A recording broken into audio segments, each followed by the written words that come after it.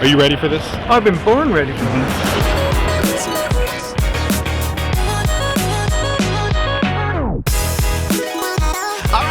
This episode of Techsplanation 2.0 Airplane Mode. This is the one where you get to pack it on your phone and take it on the plane with you, watch it at home, watch it with your friends. Heck, play it for your dog. We don't care. Just play it. We always have fun stuff to talk about on here. Okay, today we're going to talk about people getting their pantsued off. And in order to do that, I figured I'd bring in a guest. But first off, let's talk about who's in the studio. Mr. Jordan Friday pulling the switches today. What's going on, everybody? Thank you, sir, for being here. Oh, yeah. It's going to be fun. I know you had a choice, and you made the right one if you wanted to keep your job. Okay, but better than that. Oh, my gosh. I want to introduce our guest today, Nathan Bosseler from Castus. Nathan, welcome to the show. Hey, everybody. Pleasure to be on the show this afternoon. Looking forward to having some good times with you guys today. Good, and that we are going to do. Okay, let's start the show off right, because if you don't know who Castus is and what Castus does, we should introduce you. Jordan, let's bring up the slide deck. All right, because, we're going to talk a little bit about who Castus is. So, Nathan, who's Castus? Well, I'm Nathan Bosseler, president and co-founder of Castus. And Castus is an amazing company that we've built over a number of years, actually the last 18 years. And it was all inspired based off of our experience in the broadcast room. My background, my history, my major, what I used to do, my passion, my love, everything. I spent every moment of time producing content, videos, shooting, editing, directing. As you all know, you're the one dude wearing all the hats, and you got to make it work. And I did video for a number of years. And then I was finally placed in the broadcast room. And my boss at the time said, you make great videos. Why don't we throw you in the server room and have you schedule this video on our local channel? And I was jazzed, excited, and looking for more ways to spend all hours of the night doing work. And that's exactly what I found myself doing. All these challenges in getting programs to air. It took forever. There was all these processes that required transcoding and processing and naming conventions. And to me, I thought, well, this doesn't make any sense. So my partner and I is actually a former high school graduate, and we bumped into each other at Safeway of all places. And this guy was actually stocking the soda aisle. He heard me on the phone talking about a new technology that I wanted to create, and he taps me on the shoulder and says, hey, I'm a software engineer. I can help you. So using my quick thinking, I said, well, let's put you in the broadcast room. Come see what I'm experiencing, and let's put our heads together and figure out a new, more innovative, better way of doing this that will save a lot of time. And at the time, I was thinking about saving myself some time. Well, when Jonathan started putting together a system that required zero transcoding, the time to air came down to like next to nothing. It was all web browser based, so you can access your channels from wherever. I thought, Jonathan, this is a brilliant creation. We need to market this to other stations. We need to get Castus out there. So in early 2007, we started to morph from a video production company to what is now known as Castus. We started getting all of our traction in around 2010 to 2014. We were knocking on the neighbors of our doors here in Washington State saying, hey, we've got a product that will really speed up your resources, speed up your time, save you a lot of money. And it caught the ears of a lot of folks. And they gave us a chance. They said, well, let's put this system in the broadcast room and see what it can do. And just like we promised, it worked beautifully. Saved them a lot of time, zero transcoding. And right from there, they were able to do all sorts of new things and position themselves for growth. So now fast forward to today, Castus is an organization that is servicing broadcast, cable government, TV stations, educational, house of worship. And we're on all the cruise ships that you might have even been on, like Celebrity, Carnival, Royal Caribbean, Norwegian Cruise Line. So if you ever watch TV or movies in the cabin, you're watching Castus and you don't even know it. And they say great things don't happen in a safe way. I mean, come on. That's just beautiful. That's just beautiful. Okay, so and the big part of this is, so you guys have a server that you drop video files onto, schedule them to play back at various times. So ideally, obviously, TV stations, especially the smaller regional stations, is probably perfect for them. But you mentioned a whole bunch of other clients there that I wouldn't have maybe thought out of the gate. Hey, these are a Castus client. What are they doing with the product? Since the product is so flexible, it fits a huge number of different applications. So whether you're a local programmer and you're just looking to schedule all your shows throughout the day, week, month, or year, or you're doing your own broadcasts from your home and you just want to send those signals to your website and stream them, provide videos on video on demand and closed caption them, or a lot of schools use them for graduation ceremonies, airing their local football, basketball games, and sporting events. Really, if you want to upload, schedule, and play content, that's why our shirts say upload, schedule, play, and play is a double meaning. It means play your content, but also play with the system, have fun. we've made our user interface to be a really, immersive experience where it's fun. You've got preview monitors. You've got the ability to just throw files in automated. You can take in any number of IP feeds or SDI feeds. The server is literally all in one box appliance that does everything from schedules, graphical overlays, crawls, bulletin boards, all the digital signage, audio wave normalization. It has a video editing tool so you can chop stuff up with no rendering, no export process. It's all just quick on the fly stuff. So when people see it for the first time, they're usually, it's a jaw drop scenario. They're like, I can't believe that I've never seen the system before. I've never seen anything else like it. And they get really jazzed about it. Nice. I mean, and you are solving some problems. I mean, and that's the most, if you think about every great product in the world, it was somebody in a safe way with a problem that they needed to figure out how to fix. And, and just make things easier. All right, so you got a couple new products, and we're gonna talk about Viva in a little bit. We're gonna talk about what you guys are doing with closed captions and why that's so important. So let's jump into this. Before we do, I want to set the table and help people understand why some of the tech you're bringing to the table is so important. And I mentioned earlier, to keep you from getting your pantsuit off. Jordan, let's dive into the stories this morning, and we'll talk a little bit about what's kind of happening in the world. Now, some of these stories go back a couple years. Some of them are more recent. I think if we start with, let's see which one comes up first here. Yeah, the JCR. So this one's kind of funny. So this effectively is about a city in Key West that paid $10,000 to a customer watching their city council meetings. Because why? Nathan, you know the answer to this one. They weren't compliant with closed captions. So yeah, and effectively, there is a law for this. They're called sunshine laws. There's ADA laws, but this is all about being able to support the customers who are hearing impaired, and so they can read what's going on. Obviously, a lot of people are using this. You're used to this on your TV. What people don't realize is that if you're a government entity, a city, state, local government, you have to comply by these rules the same as a broadcaster does. Am I wrong? That's the effect. Nathan, what do customers tell you? Why are they needing to close caption? That's absolutely the case. I would say when we talk to a lot of customers, usually they're just overall interested in closed captioning, aside from just getting their content out on all these different platforms that we all have this day and age, because really it comes down to accessibility being key. Citizens in your cities, in your communities and towns really need to be able to access what's going on in their local area, in their local city. And obviously video has been king for as far as I can remember. So making everything accessible, and closed captions adds just that next level of accessibility. You may have hearing impaired, but it's being widely used more and more by everyone. You've got a TV in your garage, you can't hear it, turn on closed captions. And you go into a restaurant, they've got closed captions on for the football games. Closed captioning is being used so frequently now, not only just due to the accuracy, but it's also just adding another level of ability to watch, tune in, read in certain environments. So yeah, Nick, you nailed it right on the head. Accessibility being one, but you look at the broadcasters, and for a broadcaster, they're going to be required to have to put captions on their channel if they're at an operating budget of around $2 million.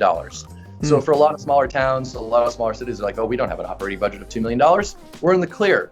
However, if that content is available on your website, which 99% of these cities have the live streams, or they have their videos on video on demand accessible through their website with meaty minutes, now you're falling into the category of the ADA compliance. And ADA requires for your website for everything to be documented and captioned.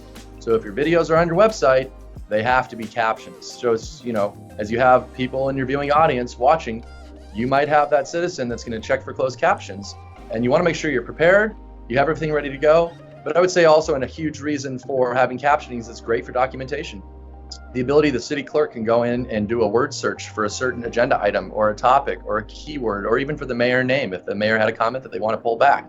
This adds great accessibility internally and externally throughout the city that you wouldn't normally have that searchable function through video, and closed captions provides just that.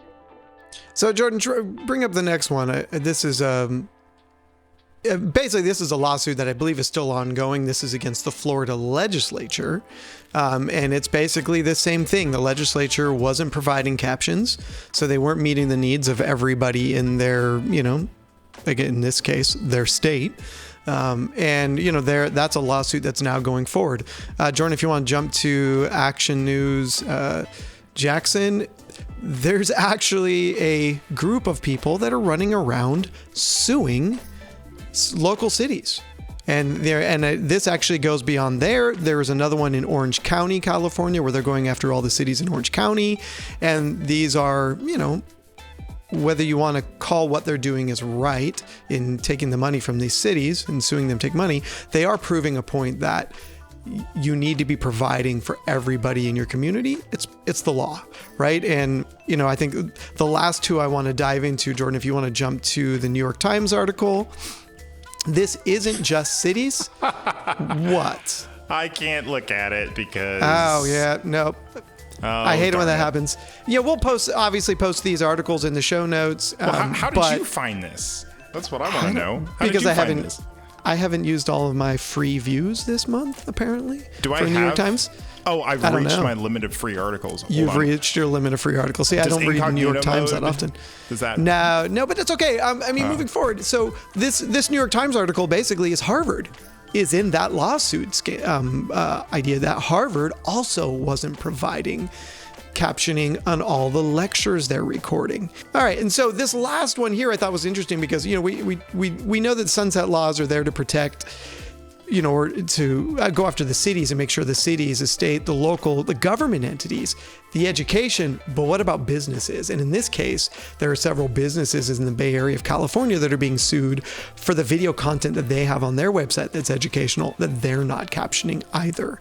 And so it's just, it's an interesting process here because as I mentioned early on, keep from getting sued, dive in on captions and why these are so important, because they can save a business, or they can save a government or a business a lot of money by, basically complying with the law at this point.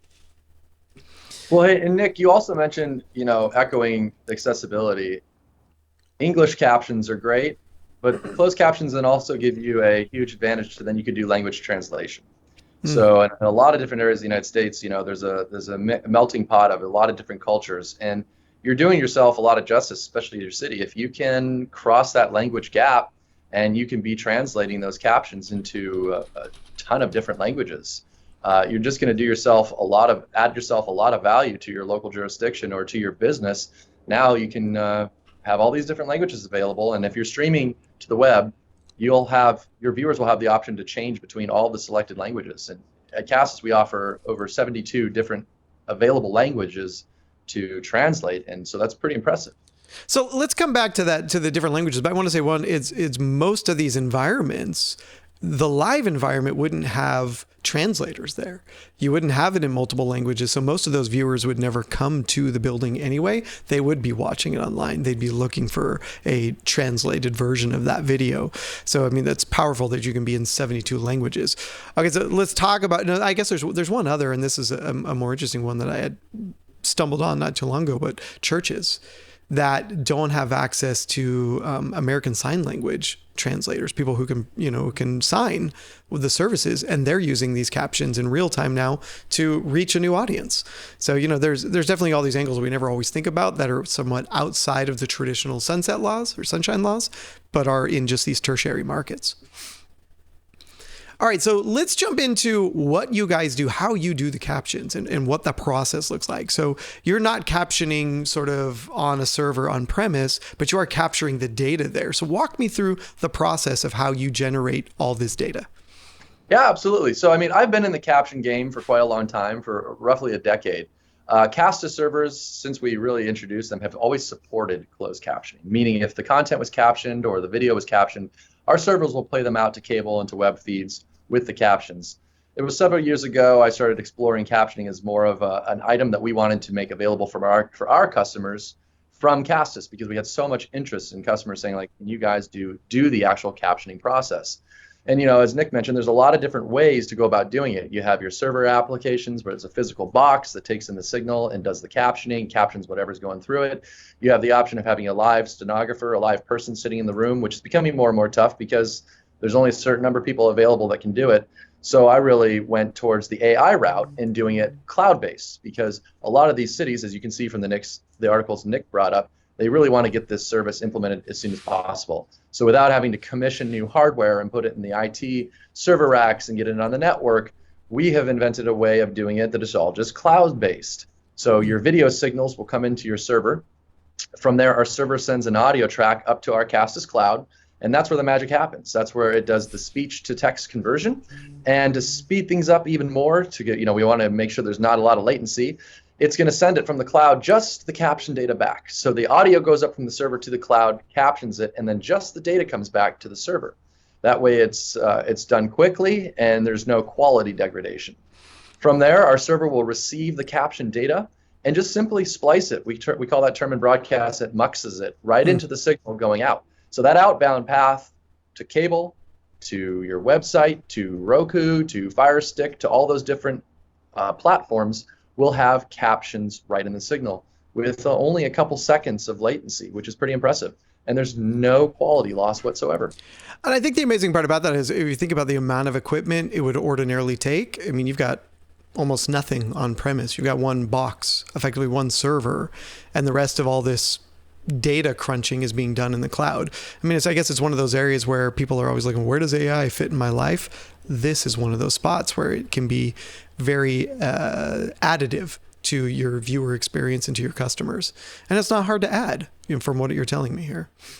No, it's literally like a light switch. Once someone wants it, we just activate it, turn it on, give them the number of hours they need per year. So they'll estimate, I do about 4 meetings a week. So you probably want around 200 available hours, which is it's a pretty cool creative package we put together. We wanted to create something that was flexible, it was easy to get running with, and then it was cost effective. And that's exactly what we've created at Castus, where anybody could call us up, get their captioning going, and literally we've done it where we get a phone call in the afternoon and that customer is doing a live council meeting that's live captioned later that night. So it's an incredible turnaround speed. And when we're talking about AI, some people think, what's the accuracy? What's that going to look like for me? Well, AI is increasingly getting better and better, and it's always learning as you're throwing more data at it. Our caption accuracy is roughly around 95% and greater. But on top of that, we realize this unique market of like government where you have people's names, you have acronyms, you have unique road names, you have all this interesting stuff that AI will typically get hung up with. So we created what we call dictionaries in Castus, where you can manually enter the correct spelling of someone's name and then phonetically tell it what it actually sounds like. So my name, Nathan, I'd spell Neighthin. So when it hears Nathan, it's going to spell it capital Nathan, which is pretty cool. Never would AI get Castus correct all uppercase, but with the dictionaries, boom, you're going to get it accurate every single time it's said. And this can also work for language profanity filters too. You can type in words that you don't want displayed on screen, and it's going to take care of all that for you. So interesting enough, that actually came up. I was working with a university a number of years ago about them wanting to add or look at the options of captioning, and the science department was pushing back because the AIs could never get half the words correct. All these different words that the science community uses, these cities that are long gone in the history department, all these words, the AI kept stumbling over those. And it's amazing to see now they're getting better and better. But not only that, you can train them in advance. You can pre-teach the AI. Hey, here's my curriculum for the week. Here are the titles, the topics, the words I'm going to use. And it's there ready to go. Exactly. And when we started producing this product, we took a really a high-level approach at looking at how is this going to be used? Where are the hangups going to be? And we wanted to prevent any sort of issues, but on top of that, we wanted to make accuracy as great as possible. We have the saying at Castus, 95% is great, but if it gets someone's name wrong or it gets an acronym incorrect, it literally makes the entire sentence or paragraph almost 0% accurate for someone who has no hearing reference to it. So it's these little tricks that we built into this platform that will enable you to increase the accuracy, do it easily, and then public servants, man, at least they deserve to have their name spelled correctly at the meetings. Most of the time. Now, you talked about the different platforms. So when you're streaming out, you're streaming to Roku, you're streaming to Facebook, and captions are supported in all of these at this point.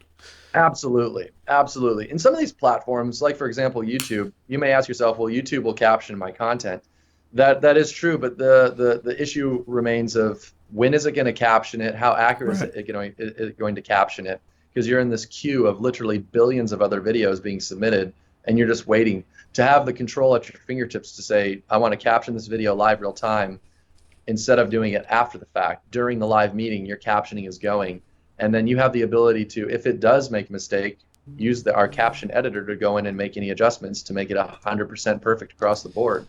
And translation is not something that YouTube offers for free, right? I mean, to get it's, I don't even know if it's anything they offer, but I mean, the reality of being able to have 72 languages at your fingertips and be able to turn that on to reach a new audience. And I think that's something that people miss sometimes. It's not about supporting your existing audience. It's about the opportunity to reach a new one, right? And to find an audience in another language who might enjoy your content or need to watch your content. That's the most important thing. And then when you're we all know the saying, it's free, you get what you pay for. When you're working with a vendor through JB&A like Castus or any other of us, we have terrific support. So we're there to support our customers, troubleshoot any problems, but most importantly, take their feedback. New languages that they need to have added, new feature ideas, because we pride ourselves at Castus as always innovating, always coming out with new, really cool features and products and services and whatnot. But a lot of the stuff just comes from us traveling around, going to conferences, just having friendly conversations with our customers. Just what's exciting to you? What do you want to see next? We rely on our customers to give us some great feedback so we can take it and make it a reality. Now, a lot of the customers we've talked about in the captioning pieces like that are around, a very specific type of government entity. I would say, well, a lot of these are government entities, but TV stations, telcos, not your average everyday problem, but you've got a new product you're releasing that is designed to feed that wider audience. So let's talk about Viva for a minute. Jordan, you got a slide on this. Let's pull up Viva and talk about. I just want to keep saying Viva because it's cool. I just always want to say Viva. Viva, my encoder. Okay, so Viva Encoder. This is a new product you've released. It is it's a big departure from your normal stuff, which is full rack mount, big pieces. This is a small encoder. Talk to us about it. Yeah, the idea was, we have customers all the time that are transmitting signals. They're getting the signals into their playout server, and a lot of the times they'll have an issue with the encoder. And who do you think they're going to call? They're going to call Castus support because we answer our phones and we always troubleshoot the issue for the customer. Well, it really came high time that I thought, where it seems like we're supporting all these other third-party encoders, customers are always asking Castus, what's your recommendation? What encoder do you recommend? Because almost every broadcast facility, obviously they need a playout server, but they're also going to need encoders. So I decided it was high time to produce our own encoder. We call it the Viva. It's a small form factor encoder that'll take in an HD SDI signal and convert that to IP. So this works beautifully to capture content from a video switcher and send it to any destination or to another playout server. Very low cost, very lightweight, easy to set up. Some of the real key factors on it, we always want to make some really compelling factors at Castus. Sprinkles on the cake, unique features. Number one, this Viva encoder requires no port forwarding. So you just give this sucker power, internet, hit the button to go live, and you're streaming to your platforms. And the second most important thing is this encoder connects to our captioning service.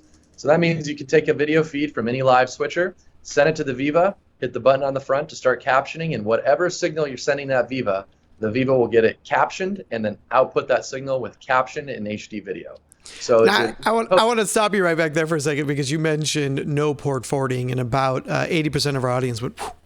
Right? They're like, what was that? and a lot of people miss this. I mean, in order to create some of these socket connections between two different locations, between one server and the next, you have to have IT do some kung fu to the network. And it's a pain in the butt because usually they don't want to do it. And this is something that we always, they never want to open ports for us. And this is something that a lot of our customers will complain about. They're like, well, I don't want to buy that then if I have to talk to IT, because they just throw Cheetos at me and tell me I'm wrong. So it's one of these pieces where whenever we can find a customer like yourself who says, hey, I understand your plight, so I turned that feature off. That's powerful. I don't think people realize how important that is to not have to talk to IT in doing this. I mean, you still might have to talk to IT. Especially in the realm of like an encoder where you're going on the go with it all the time, in the field on the go. You're taking to a high school, you're taking to a library, you're taking to a city hall, you're going to your house. These are areas that you're probably not going to have quick access to the IT department, fiddle around with getting it on their network and making sure it passes the security scan, getting an IP address assigned to the unit. I mean, all that stuff it's a lot of work. It can be done, but we thought we'd take all of that headache out of the equation and just say, just turn it on, plug in internet, no port forwarding, meaning you just hit go live and that baby is streaming. So really think about how you set up your Ring doorbell or anything at home. It just finds the network and then boom, it's set up. It's that easy. And that's what we did with the Viva encoders. Just make it that easy. And that's important. Now, you mentioned earlier, we talked about this multi-destination streaming, because a lot of customers now are saying, look, I have some audience on YouTube. I've got some audience on Facebook. I've got my own website. So I need to be able to hit all of those. If you tried to do them all from one encoder, you're sending multiple streams out of your box. You're doing it different. Tell everybody. Yes, we're doing a little bit different. And you hit the nail on the head, Nick. I mean, multiple streams. First problem, what does that mean? You're going to be taking up a lot of internet network usage at your facility. It's all HD. Sometimes you want 4K. That's just going to hog your network. So our philosophy at Castus was send up one feed, or if you had 3 channels, that's 3 feed. Those 3 feeds go to our Castus cloud, and then our cloud does the job of relaying it, restreaming it to all the other platforms. That means it's going to be really small network usage, internet connectivity. And our cloud is going to handle all that bandwidth. I mean, we're on a CDN, a client distribution network, and that is designed for hundreds, thousands, tens of thousands of people being able to watch it simultaneously without having anything affect your network. So let the cloud do all that work. And then from there, you hit the go live button. And if you have logged into your services like YouTube, Facebook, Roku, Amazon Fire, as soon as you go live, you're going to be going live to all those different platforms. So it also reduces the workload on your end of having to manage all these different platforms, not only just audio, video quality, but managing, resetting a stream key each time you go live. All that headache is taken out of the equation. So a typical workflow could look like this. You've got obviously a customer running, let's say, like a production Twister, like a TriCast or a Ross, a Black Magic, and then the Viva would just slide right into that, right behind that. And we're always big fans of not using the embedded streaming whenever possible, right? To stay out of whatever's built into the system so you can have some redundancy. So Viva fits perfectly into where we would coach a customer into. And then, of course, you can hit all those platforms after that because it's going through your cloud and you're doing all the heavy lifting for them. Exactly. We get all that set up. We get you on Roku. We get you on Fire Stick. We get you on all those different channels. So you don't have to worry about a darn thing, except for just sending us your graphics and your color schemes, and then we build you a beautiful looking channel, your brand front and center. Jordan, we don't have a Roku channel. What's our problem? Oh, we should. That's a great idea. Nathan, we'll have to talk afterwards. It might be time. It might be time. Nathan, this has been exciting. I really appreciate you coming on the show and kind of, just enlightening everybody on who Castus is, but also educating on just the power of captioning. So I think audiences, and especially our resellers, sometimes miss this because it's always being handled by a cloud provider or somebody else. And I think it's just a really important piece of the puzzle. If you're selling to city council, if you're designing a government video broadcast system, captioning has to be a part of that puzzle, has to be a part of that conversation. And they can come right to you to finish it out, to fix that puzzle. Jordan, if you'd back up one slide, I think this one kind of sums it really, really important. It's the one before the workflow there. Oh, yeah. Oh, that's a good slide. That's a good slide. You built it. I wanted us to use it. And you're so nice. I know. I throw the love around. But I think just guys kind of sums it up. Right? It's like you can save people millions by just captioning. Right? Yeah, $1 million. I need a cat. That's all there's to it. Jordan, you got to get me a cat. Yes, Or- a desk cat. No, an office cat would be amazing An office for everyone. cat. Yes. Yeah, totally. But I think that's important. That's an important slide because, and this is really part of the sales process. I know people don't want to talk about sales as the dirty word, right? But we all sell stuff because that's how we buy new shoes for our kids and new guitars, or in your case, many guitars. But it's important to know that when we're out working with these customers, we're not selling them. We're providing them an answer, in this case, an answer from being sued. Get yourself captioned and get online. Well, Nick, we love what we do here. We got into this business because it's exciting, it's innovating. We get to talk to a lot of really cool people. We get to work with you folks. The passion comes through. We want to help, like you said at the very beginning, we want to help solve problems. That's our mission. That's our goal. And that's the goal of JB&A as well. And the two teams united, JB&A and Castus, I'm pretty confident we can solve just about any problem anyone throws at us. Absolutely. Love it. Well, Nathan, when you're not burning stuff on 4th of July, where can people find you and where can they learn more about Castus? Yeah, you can go right to our website, castus.tv, schedule a demo with us at your leisure any time and day, just book an appointment. We've got the guys, boots on the ground, ready to work with you. We will show you a system that's actually deployed in the field, and you will see it working. Not a demonstration of a slideshow, but an actual working in operation unit. So you can see all the magic Castus has to provide, and you can see it working for yourself, and then we can just continue the conversation. We'd love to talk with you. Brilliant. Awesome. All right, Jordan, I think we got so we got some outro music. We got something to take the show into the end. All right, as always, I know. Oh, okay. So what he's telling me is to shut up and play that funky music. Hey, listen, Nathan, thank you so much for being here. Our audiences appreciate it. We appreciate it and love the partnership as always. We're going to call this episode of Techsplanation airplane mode over and out, so you can stop your download now and get on with the rest of your day. We'll see you soon.